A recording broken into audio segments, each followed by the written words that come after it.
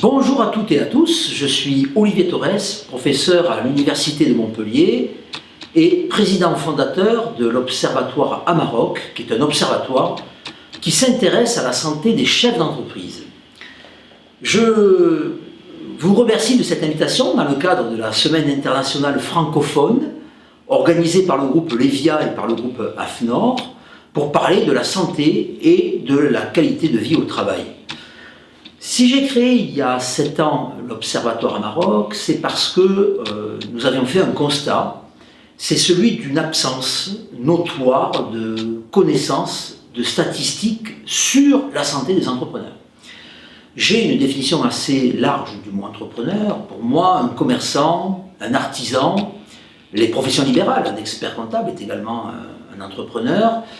Tout ce monde-là représente en France 3 millions de personnes. Ce sont les travailleurs non salariés, ce que vous appelez au Québec les travailleurs autonomes, qu'on appelle des fois nous en France les travailleurs indépendants. Et donc, fort de ce constat d'une zone aveugle de la santé au travail de ces hommes et de ces femmes, eh bien, on a constitué une équipe et une chaire à l'université qui a permis d'établir quelques connaissances sur la spécificité de la santé au travail de ces hommes et de ces femmes. Alors, qu'est-ce qu'on a découvert? Eh bien, le premier point qui frappe l'observation quand on s'intéresse à ces entrepreneurs, c'est une phrase que l'on a entendue des centaines et des centaines de fois chez les hommes comme chez les femmes, je tiens à le préciser, c'est « je n'ai pas le temps d'être malade ». Les chefs d'entreprise sont finalement des hommes et des femmes qui ne s'écoutent pas, ou qui s'écoutent peu, et dont d'ailleurs certains vous diront même qu'ils ne tombent malades que quand ils sont en vacances. J'ai même un jour d'ailleurs un artisan qui me disait que du coup il ne prenait jamais de vacances, et on voit bien qu'en fait c'est un déni de réalité, et qui fait que d'ailleurs la santé au travail est très peu développée dans les PME, du moins beaucoup moins que dans les grands groupes, qui ces derniers sont assujettis à des lois, à des règlements, leur imposent ce qu'on appelle en France des CHSCT, des services dédiés à la santé au travail, des délégués du personnel. On voit bien que, en tout cas pour le cas français, les délégués du personnel ne sont pas obligatoires pour les entreprises de moins de 10 salariés. Et je tiens à rappeler que 90% des entreprises en France sont des TPE, c'est-à-dire des entreprises de moins de 10 salariés. Et si on prend même les PME jusqu'à 250 salariés, c'est 99,84% des entreprises françaises. Quand on regarde les statistiques au Québec, et peut-être plus largement au Canada, ou même sur toute l'Amérique du Nord, on retrouve peu ou prou les mêmes statistiques. Ce qui veut dire qu'en fait les PME sont partout, sauf dans les statistiques économiques et encore moins dans celles de la santé au travail. Alors, quels sont les facteurs que nous avons mis en évidence avec l'Observatoire? Premier facteur auquel sont confrontés les chefs d'entreprise, c'est le stress. Et on a même pu observer que les hommes et les femmes qui sont à leur compte ont parfois tendance à avoir un discours très positif à l'égard du stress. On en entend beaucoup nous dire, mais nous on aime ça, c'est notre moteur, c'est notre diesel, c'est ce qui nous fait aller de l'avant. Or, nous savons aujourd'hui, nous avons, la communauté scientifique, accumulé suffisamment de preuves épidémiologiques qui montrent que le stress n'est pas positif. Le stress est pathogène. Alors une fois que j'ai dit ça, bien évidemment, c'est pas un pic de stress en soi qui est pathogène, c'est le fait qu'il y ait une durée d'exposition. Et quand on a mesuré longitudinalement des cohortes de chefs d'entreprise, on a pu se rendre compte qu'effectivement, ils étaient, je dirais, quasiment sans arrêt, sous l'emprise du stress. Deuxième facteur auquel sont confrontés les travailleurs non salariés, les chefs d'entreprise, les entrepreneurs, c'est une forte surcharge de travail. Et là, on va être assez précis, les Français travaillent 38,4 heures en moyenne. Ceux qui travaillent le plus, ce sont les cadres et les cadres supérieurs dans les groupes et les grands groupes. Ils sont à peu près en moyenne entre 45 et 50 heures. Mais au-dessus de ces gens-là, il y a encore une dernière catégorie qui est commerçants, artisans, professions libérales et chefs d'entreprise, où la moyenne est entre 50 et 55 heures.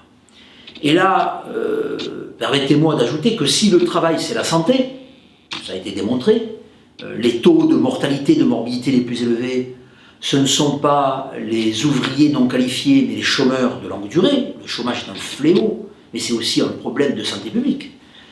Mais on voit bien qu'à un moment donné, trop travailler devient problématique. Et là, quand on interroge les dirigeants, on se rend compte que 70% d'entre eux souhaiteraient même un peu moins travailler. Ce qui vous montre bien qu'ils sont en surcharge de travail. Troisième facteur, et qui est peut-être la noblesse des chefs d'entreprise, c'est l'incertitude du carnet de commandes. On voit bien quand on est fonctionnaire, je suis professeur à l'université, en France c'est une université publique, je connais mon salaire dans 5 ans, dans 10 ans. Il y a des échelles indiciaires qui permettent à un salarié ou à un cadre, ou encore plus à un fonctionnaire, de lui donner de la lisibilité dans le temps. Mais quand on est à son compte, alors là, on se rend bien compte que le salaire est rivé au carnet de commande, et le carnet de commande, il est rivé à la conjoncture. Donc on voit bien qu'une des marques de fabrique des entrepreneurs, c'est ce qu'un des grands théoriciens de l'entrepreneuriat, qui s'appelait Cantillon, disait, ce sont des hommes et des femmes qui sont avec un revenu qui est gagé sur l'activité. Et donc ils sont en incertitude en permanence.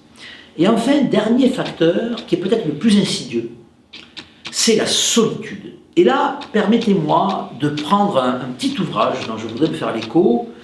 J'ai ici un petit livre jaune qui s'appelle « Vaincre les solitudes du dirigeant ».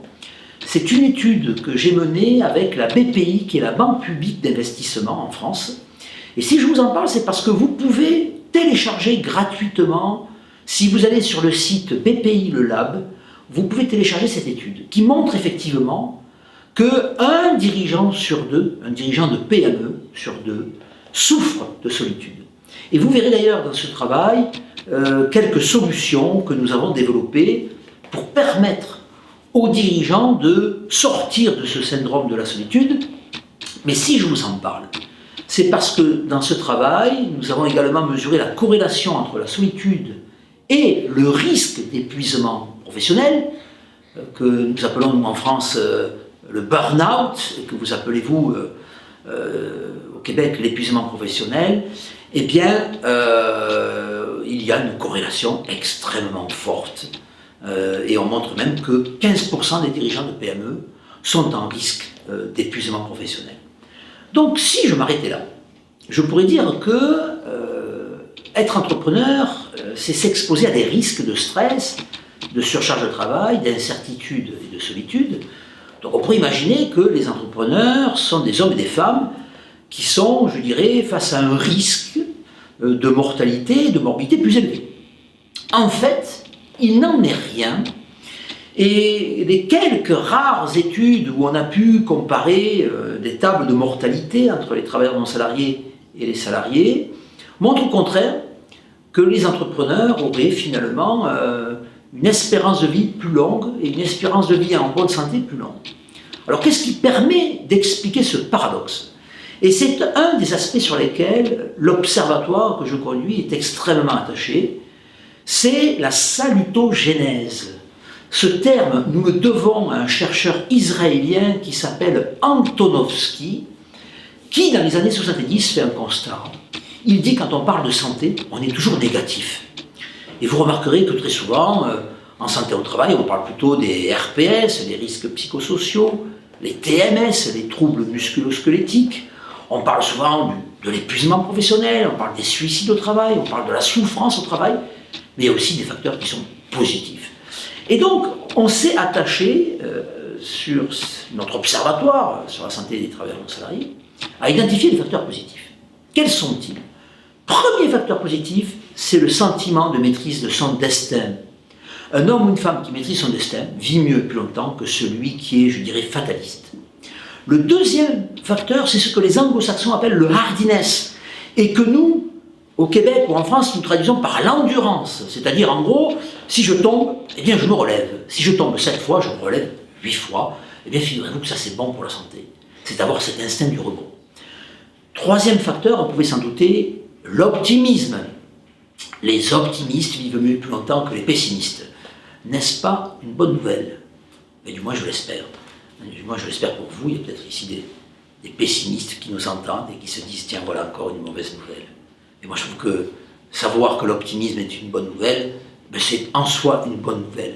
Et le quatrième facteur, c'est la passion. La passion de son projet, la passion de son travail. Et je conclurai sur ce point en montrant qu'en fait, quand on est entrepreneur, eh bien, on se sent maître de son destin. On est également très endurant. Il faut être endurant quand on est chef d'entreprise, que ce soit un homme ou une femme. On est obligé d'aller de l'avant. Il ne faut pas se laisser abattre par les événements. On est également optimiste parce qu'un créateur d'entreprise, le mot créateur, c'est un mot religieux à la base, mais qui est très positif, qui vous projette dans l'avenir. On parle d'employeur, on parle de formateur, on parle d'investisseur. Vous remarquerez que toutes ces fonctions vous projettent dans l'avenir et donc sont génératrices de manière endogène d'optimisme. Et puis la passion. Ben oui, je veux croire que les hommes et les femmes qui créent des entreprises sont passionnés par le projet qu'ils portent. Alors, je terminerai en disant qu'on a en fait une balance où les entrepreneurs sont soumis à des facteurs pathogènes, le stress, l'incertitude, la solitude et la surcharge de travail, mais j'ai toutes les raisons de penser que les entrepreneurs sont également soumis à des facteurs salutogènes, la maîtrise du destin, l'endurance, l'optimisme, la passion. Alors, où penche la balance? Eh bien, nous avons réalisé une première étude épidémiologique, et je tiens à le dire ici au Québec, parce que je les remercie, où que j'aille faire une conférence, c'est le CJD, qui est le Centre des jeunes dirigeants. Je sais que le CJD est implanté chez vous, à Montréal et dans tout le Québec. Ils ont été les premiers à m'apporter un soutien pour pouvoir réaliser cette étude. Et je remercie également le groupe mutualiste Malakoff-Médéric, qui nous a apporté son soutien pour pouvoir financer cette étude. Alors, les résultats que nous avons sont très simples, et c'est une bonne nouvelle. Entreprendre, c'est bon pour la santé. C'est-à-dire qu'on a pu constater que les entrepreneurs ont des facteurs salutogènes qui pèsent davantage que les facteurs pathogènes. Mais attention, on a également constaté que si en moyenne c'était mieux, ils avaient également un écart type plus élevé. C'est-à-dire que les entrepreneurs, hommes comme femmes, ont des hauts très hauts, ils ont des bas très bas. Et toute la question que nous devons poser, c'est quels sont les filets de sécurité que nous devons, dans nos sociétés respectives, inventer pour permettre à ces travailleurs non salariés, qui font rarement l'objet des dispositifs de santé au travail, qui ont historiquement été conçus pour les ouvriers et les employés, quels sont les filets de sécurité qu'il faut mettre à leur disposition. Voilà. Écoutez, j'ai été ravi d'avoir l'occasion de vous rencontrer, même si, vous voyez, j'ai une belle carte derrière moi. Je suis ici à Montpellier, vous êtes ici à Montréal, mais par les vertus du numérique, nous aurons pu, je l'espère, échanger quelques idées. À très bientôt, chers amis québécois.